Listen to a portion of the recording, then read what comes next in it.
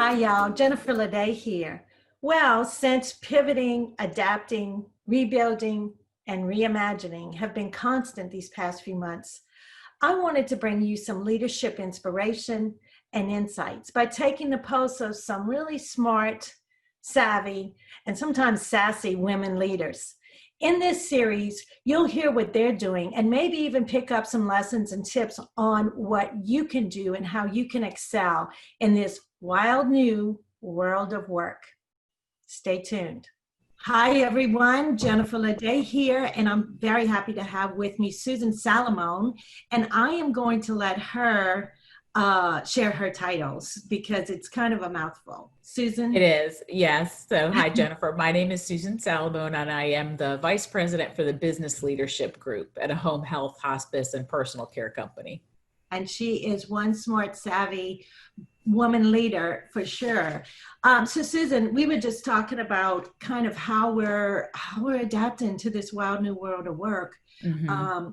And you were sharing how you're kind of setting some ground rules around the video and the virtual work.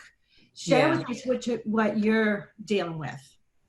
So for me and my team, we've actually been using video quite a bit. So especially when we're in our one-to-ones, we'll turn our video cameras on because it just feels, like I was saying to you, it just feels so much more connected to have a video camera and to be able to see each other's faces and expressions.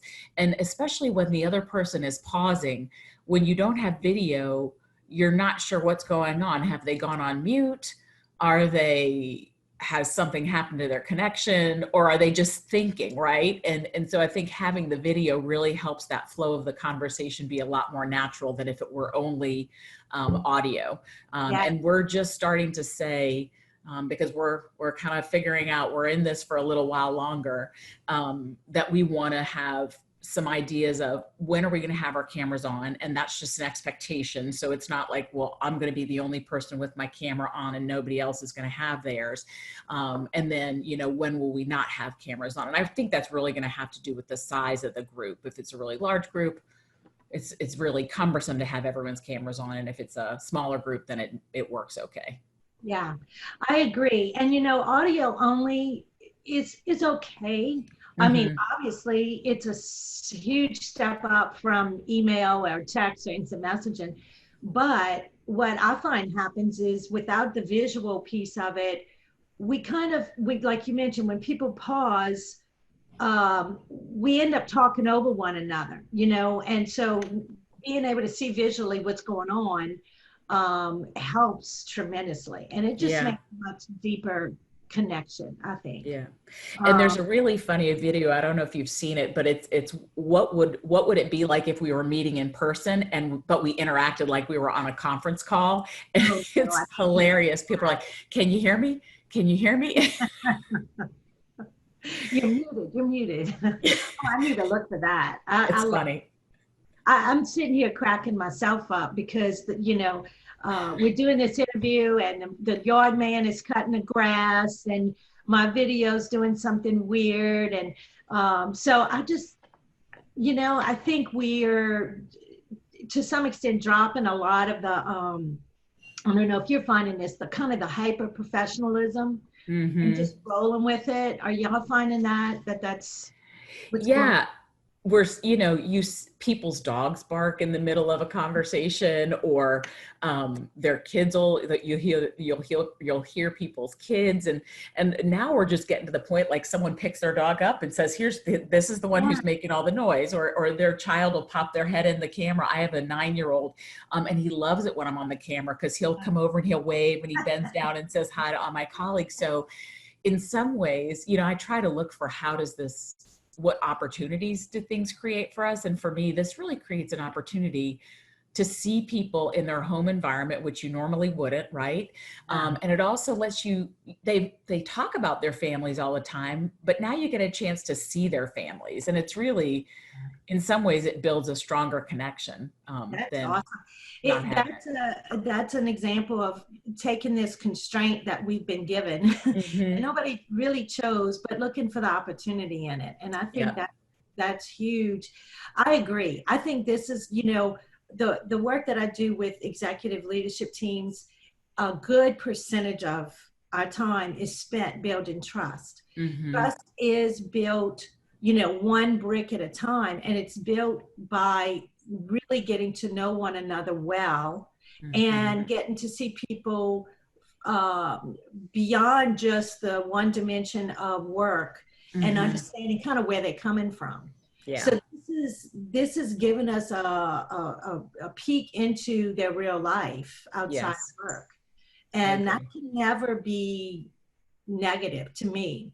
I think it helps you to understand, I understand why, this person seems extra stressed. It's because they are extra stressed in their personal life.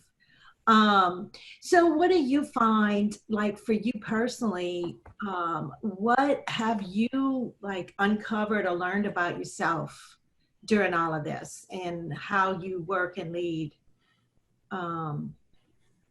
That's a good question. I think I kind of knew it before, but one thing that structure is really important for me. And I know other people do better having more unstructured time.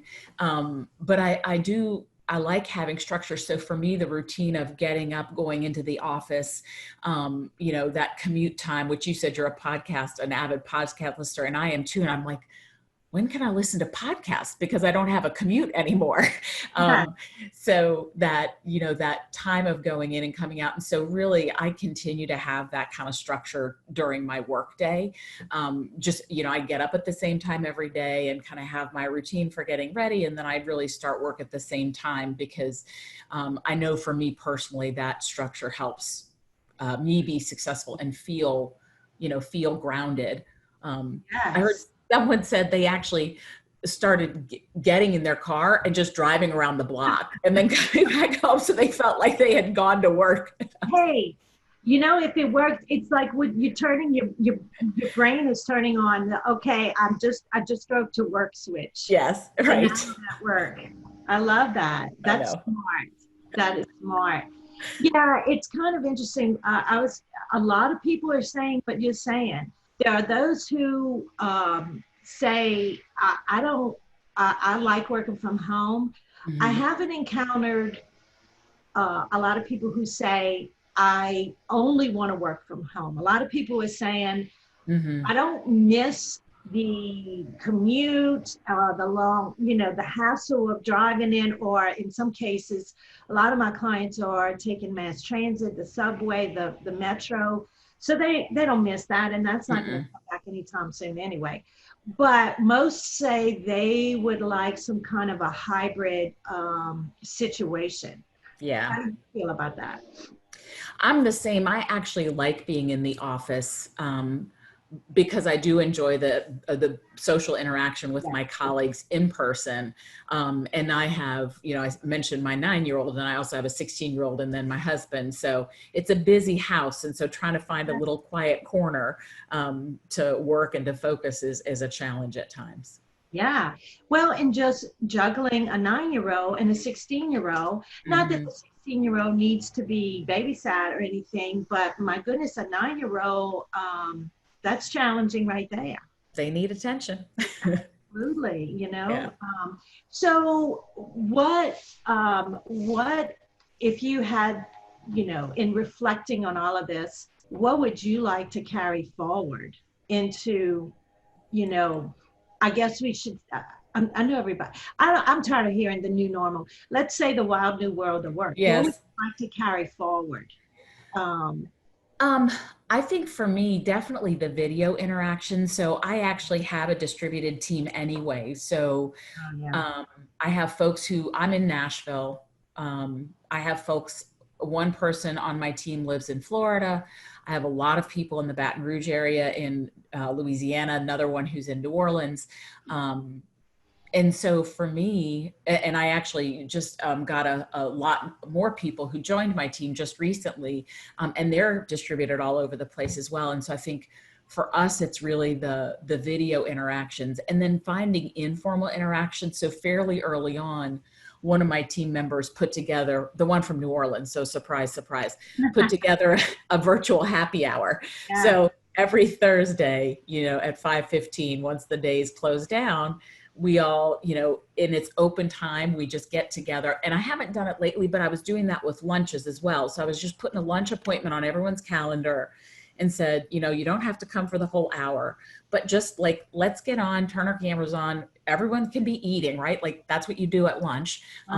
We've seen you eat before. So, but just let's all get together and have lunch. And, people come and go, people pop in, people drop off, but it's just a great, like, informal time. And with a distributed team, that only happens with the people who are physically together usually. So having these informal video interactions, I think will definitely continue because it's really helped with connection for the whole team.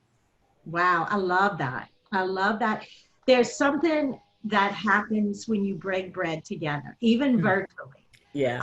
And I build that into the work that I do with executive leadership team every chance I get. In fact, it's baked in. It's a part of our interactions is that we're going to have a meal or two together. It might be breakfast and lunch, and it might be a working breakfast. We might jump in and get started, but I want to have a meal where people are able to interact. Just, hey, how's your mom in now? Which is what we do down here, right? And just to have that time. And I find, of course, we're probably all saying, how's your mom and them a whole lot more right now. And I think that's always a good thing. I'm now going to ask you a question. How are you reimagining what's next? Pop a response below so we can continue the conversation. Be sure to hit subscribe so you can get more inspiration and insights from these smart, savvy, and sometimes sassy women leaders.